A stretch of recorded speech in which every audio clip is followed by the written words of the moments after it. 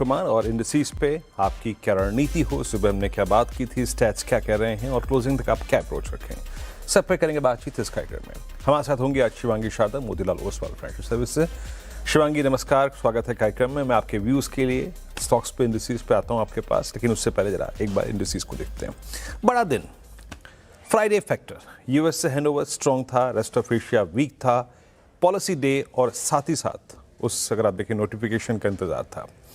बहुत कुछ मिला हमको, लेकिन इंडेक्स जो का तो है। लेकिन एक बात याद रखिएगा, मैं फिर कह रहा हूँ, इंडेक्स के मूवमेंट की कुछ सीमाएं थीं। इस शब्द का इस्तेमाल मैंने सुबह भी किया था। कुछ ट्रेडिशंस को एज पर स्टैट्स उसको मेंटेन करके रखना था, क्योंकि एफआई सेलर थे। हार लेवल्स पर उनकी सेलिंग की अगर आप देखें, जो फियर था वो बदस्तूर कायम है। पहले एक बार जरा मैं आपको दिखाता हूं कि हालांकि इसकी विवेचना, इस बात का डिस्कशन बहुत हो चुका है इस मंच पे, तो दोबारा रिपीट नहीं करूंगा, लेकिन बेंचमार्क रेट्स में अगर आप देखें, आरबीआई ने कोई बदलाव नहीं किए। फिर ताबड़तोड़ अगर आप देखें 3 फैसले, जिसमें एफआई निवेश को टैक्स छूट और ब्याज पे, कैपिटल गेंस पर अगर आप देखें कोई टैक्स नहीं लगेगा। दूसरा, अगर आप देखें जो विदेशी निवेश जो भारतीय होते हैं उनके निवेश की सीमा जो है वो बढ़ाई गई, और एक जी-सेक में जो एफआई निवेश से जुड़े नियम हैं उनको आसान किया गया। तो मोटे तौर पर अगर आप देखिए 4 महत्वपूर्ण बातें थी। ये हमको एक मतलब ये खबरें अच्छी थी, but up to certain extent ये प्राइस में थी, याद रखिएगा। परसों जो बैंक निफ्टी का रिवर्सल था, परसों जो निफ्टी बैंक का रिवर्सल था, निफ्टी का रिवर्सल था, उसने इस खबर को प्राइस में रखा हुआ था। तो ये मत समझिए कि आप सब कुछ अगर आप देखें तो इन चीज़ों से अनजान थे और ये सडनली आ गई 10 बजे के आसपास। No, not exactly, everything was in price. मैंने एक बात कही थी सुबह कि इस सूरत हाल में, क्योंकि कल मुझे लगा कि बाजार ने पुट राइटर्स के जोन्स को रिस्पेक्ट दी, पोस्ट पॉलिसी अ डिप टुवर्ड्स बेस 1, बाजार उसको रिस्पेक्ट करेगा। क्या था वो बेस 1? लेके आइए, इट वॉज 23331, 23,331, और निफ्टी का आज का इंटरडे लो वही है 331 मैच करके देख लीजिएगा। By a dip towards base 1, and in current circumstances the way FIIs are aligned, जिस तरीके से वो 23,500, 400 और ये 600 की कॉल्स पे अलाइंड है, it's difficult to cross RS1 for the timing. यानी आप जब जब ट्रेड पकड़ें RS1 के आसपास, आपको छोड़ना है नियम के मुताबिक, इन प्रिंसिपल्स के मुताबिक, कि आप RS1 के आसपास उस ट्रेड को लाके छोड़ दें। एंड RS1 एग्जैक्टली क्या है? ये पूरी की पूरी जो श्रृंखला है 23,500 से 567, दैट्स कॉलाइटस 10 डेमा एंड 644 इज योर 20 डेमा। तो बाजार ने इस आज के इवेंट के बीच में अगर आप देखें, इस बीच हम आरबीआई की प्रेस कॉन्फ्रेंस में शिरकत करते हैं। लता वेंकटेश जी के प्रश्न को, last time it was excused from CRR and SLR, and banks were allowed to give loans and get their customers to raise FCNR. So it was not just their money, even leveraged was allowed. Can you just elaborate, because that will give an idea of how much they can expect, and the details. And anyway, what is an idea of the flows? Sorry, what kind of flows? Sorry, it's a sales call. What kind of flows are you all expecting with everything, ECB, FCNR, and the other steps that you'll have announced, NRI, etc.? Thank you, sir. Shortly, we are still, working out. The contours were already mentioned. In terms of CRR and SLR, that dispensation will certainly be given. Other than that, I don't think there is any change, in the regulatory dispensation. So that whatever is, whatever is the existing dispensation regulation with regard to that, there is no special dispensation for that. In terms of the quantum, we are hopeful of reasonable and good. We are not targeting any particular amount, but we do expect healthy flows, both from ECB and other various measures have been announced today. So as a result of all these measures, we expect healthy flows, not only in this period of 3 to 4 months that we have given short window for ECBs and FCNRB deposits, but there have been other measures for equity as well as government bonds. So all put together, we are quite. And there were other measures, which were taken even earlier, whether it is in terms of the ECB, liberalized ECB scheme that we brought in, and the measures that I mentioned in my monetary policy statement with regard to government initiatives in terms of the trade agreements, etc. All those put together, we are quite confident of very healthy, a much better BOP this year as compared to what it would have been otherwise. Thank you, sir. We'll take some more questions from our left side before we come to the right side. चलिए, तो ये आप governor साहब को सुन रहे थे CNBC TV 3 और CNBC आवाज़ के प्रश्न के उत्तर में। और अब लौटते हैं एक बार फिर से बाजार पे। तो मैंने आपको मोटे तौर पर आप देखें बात समझाई कि सुबह का जो हमारा ट्रेड का व्यू था, buying a dip towards base 1, और उसको छोड़ दीजिए आप RS1 के आसपास, वो काम आ गया। अभी के स्टैट्स देखते हैं। देखिए, अब हम एक जा रहे हैं वीकेंड की तरफ, है ना। ग्लोबल मार्केट्स अभी भी अनसर्टेन है और इसलिए बाजार ऑप्शन राइटर्स जो है ना वो ग्रिप ले रहे हैं। They are still taking grip between 23,400 और 500। जरा ऑप्शन स्टैट्स लेके आइए, उसके बाद शिवांगी के पास चलेंगे और बैंक निफ्टी को देखेंगे एक बार। तो आपके स्क्रीन पर वो आपको जल्दी लेके आइए, थोड़ा जल्दी करिए, है ना, समय का थोड़ा अभाव है। तो 23,300 पे, 400 पे, 500 पे स्ट्रॉन्ग पुट राइटिंग है और कॉल राइटिंग है आपकी स्क्रीन पर, दैट्स 23,500। इस कॉल राइटर ने ग्रिप ले लिया। देखिए, 23,500 600 के कॉल राइटर्स के ग्रिप लेने की वजह यह है, दे हैव कन्विक्शन। कन्विक्शन किस चीज़ का? उनको प्रोटेक्ट करा 10-20 डे में। तो एक बात मान के चलिए, एक बार फिर से लेवल लेके आइए, we will still remain in this range. और एक बार फिर से बेस 1 और RS1 स्क्रीन पर रखिएगा। इस रेंज से बाहर निकलने का पोटेंशियल निफ्टी तभी उठाएगा जब आप उस RS1 के जोन को बाइसेक्ट कर देंगे, वेदर इट्स टुडे और मंडे और फ्राइडे या फिर कभी भी।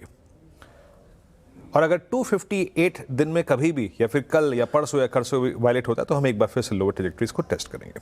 अब आइए आप निफ्टी बैंक पे देखिए, जो भी ये FPI निवेश के जिसमें नियमों को आसान किया गया, इस छूट के बाद एक बड़ा एडवांटेज बैंकों को मिलना था और बैंक निफ्टी उस एडवांटेज को कल से एंजॉय कर रहा था। मैंने सुबह आपको एक क्लियर बात कही थी, अभी यहां से दूर तक अगर मैं देखूं तो विजन कहां तक का है मेरे पास, that is towards 50-day exponential average. RS1 लेके आइए स्क्रीन पे। The moment you will trade about 54,550, जैसे ही आप 54,544 के ऊपर ट्रेड करेंगे, 788 और 889 तक का स्विंग आएगा। इंट्राडे हाई क्या जरा निफ्टी बैंक एक बार रखिएगा, इंट्राडे हाई भी यहाँ पर, और एग्जैक्टली वहीं गया और वहीं से कोलैप्स हो गया, क्योंकि ये 889 55,020 जो है ये आपके देखिए स्क्रीन पे एक ब्लू रंग का एवरेज है, दैट्स 50-day एक्सपोनेंशियल एवरेज।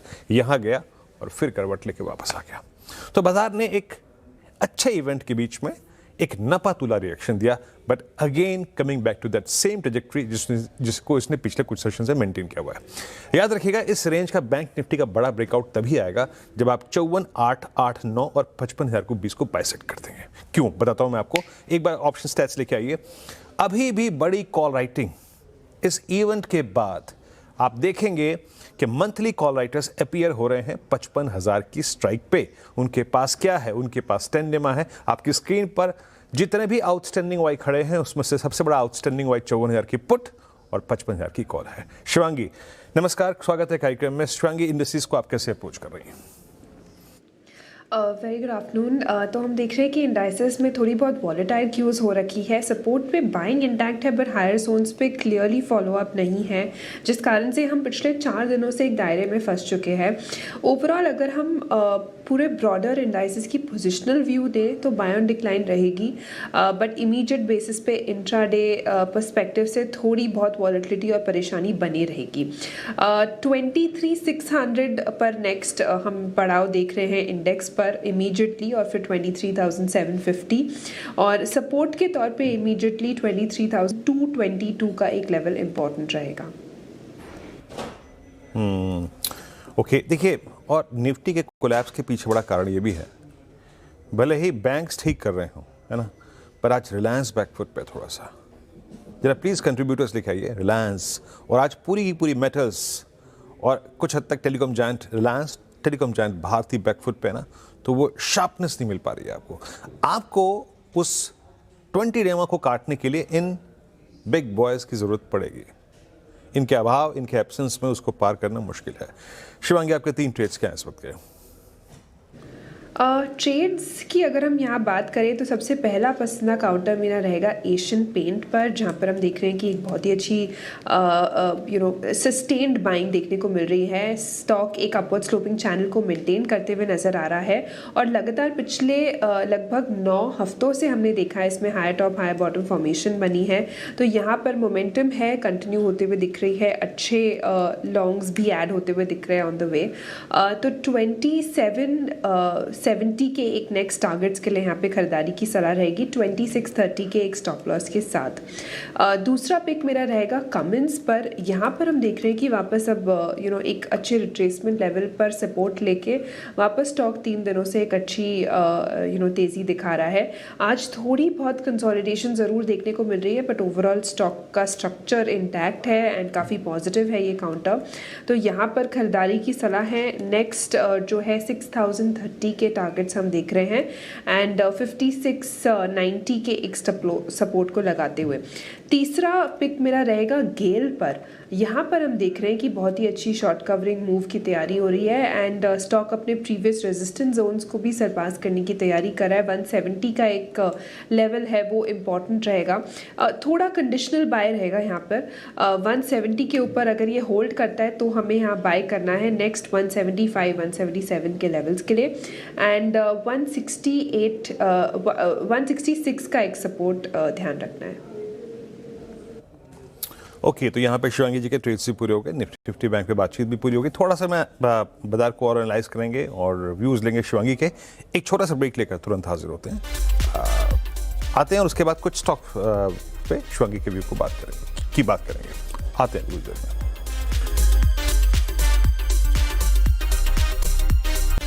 कार्यक्रम में आपका एक बार फिर से निफ्टी वही 23,427 की धुरी को पकड़ के चल रहा है और ऑप्शन राइटर्स ने एक बार फिर से ग्रैब कर लिया है। मीनवाइल मैं आपको 12 बजे की एक थोड़ी सी इमर्जिंग स्टोरी बताता हूँ, जो मतलब टेक्निकली जो स्टोरी इमर्ज हो रही है, दैट्स निफ्टी फार्मा। प्लीज़ लेके आइएगा निफ्टी फार्मा आपकी स्क्रीन पे। तो बाजार जो है ना वो थोड़ा सा अपने आप को शिफ्ट कर रहा है, जिसे कहते हैं फ्लाइट टू सेफ्टी, है ना। अभी थोड़ा रेट सेंसिटिव से हटो, थोड़ा आईटी से हटो, थोड़ा सा अगर आप देखें तो डिफेंसिव की तरफ जाओ। निफ्टी फार्मा 10 डेमा को क्रॉस कर रहा है इस वक्त। मेरे स्क्रीन पर टोरेंट फार्मा को देख लीजिए आप, ये डे हाई पर आके ट्रेड करता हुआ अच्छे खासे मूव आ रहे हैं। बाकी फार्मा में बहुत सारे कैंडिडेट्स, इनफैक्ट फार्मा का थोड़ा सा और मैं वाइड कर दूं तो health care space, look at Fortis health care, ये अच्छा करता हुआ। एक बार ज़रा फोर्टिस लेके आइएगा प्लीज़। दिन के सर्वोच्च स्तरों पर 2% ऊपर आके ट्रेड कर रहा है और अच्छे मूव आ रहे हैं यहाँ पर। शिवांगी, हेल्थ केयर स्पेस में आपकी ये टिक बाय टिक चार्ट रखिए, देखिए 961.50, क्या इस स्पेस में आपकी कॉल्स होंगी और फोर्टिस पे आपका टेक और कोई फार्मा काउंटर पे? Yes Veeru, health care space में ऑनेस्टली मेरा भरोसा डायग्नोस्टिक पे ज़्यादा रहता है। फोर्टिस एक अच्छा पिक है, यहाँ पे एक अच्छी मोमेंटम बनते हुए दिख रही है यहाँ पे पिछले 2 से 3 सेशन से। Fortis is a nice one, but overall अगर हमें इसमें थोड़ी और स्टेबिलिटी चाहिए तो हम अपोलो हॉस्पिटल पर नज़र रख सकते हैं। ये थोड़ा लेस वॉलेटाइल रहेगा एंड ओवरऑल भी हम देख रहे हैं कि लंबी अवधि में अपोलो हॉस्पिटल एक बहुत ही अच्छी तरह से अपवर्ड स्लोपिंग चैनल को मेंटेन कर रहा है और एक अच्छे लेवल्स पे भी यहाँ पे हम देख रहे हैं कि फॉलो अप आएंगे। तो फोर्टिस और अपोलो हॉस्पिटल दोनों पर ही रडार पे रहेगा। ओके, चलिए, तो ये है जनाब ऑप्शन अपोलो हॉस्पिटल्स 8284 पे आपका एक प्रेफर्ड कॉल है। शिवांगी, आपका इस वक्त का ऑप्शन ट्रेड क्या रहेगा? जी, ऑप्शन ट्रेड के लिए यहाँ पर मैंने चुना है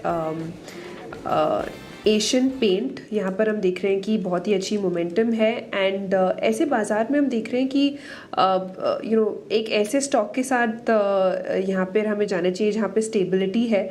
तो Asian Paint is doing that job. तो यहाँ पर हम देख रहे हैं कि एक slow and steady up move है। तो 2700 के कॉल ऑप्शन में सबसे ज़्यादा यहाँ पे बिल्डअप देखने को मिल रही है।